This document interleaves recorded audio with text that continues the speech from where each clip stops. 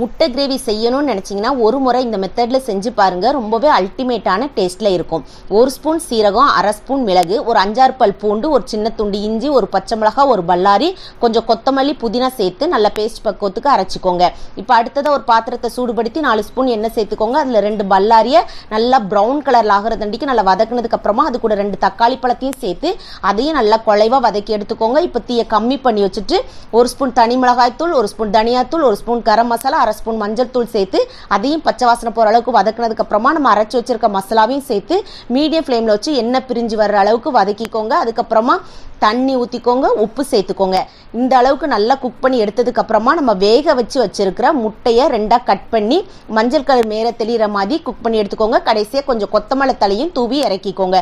சூப்பரான முட்டை gravy ready. இந்த வீடியோவை பார்க்க விரும்புனீங்கன்னா கேண்டி ஸ்டோர் தமிழில் போய் பார்த்துக்கோங்க. என்னுடைய வீடியோ உங்களுக்கு பிடிச்சிருந்துச்சு அப்படின்னா சப்ஸ்கிரைப் பண்ண மறக்காதீங்க.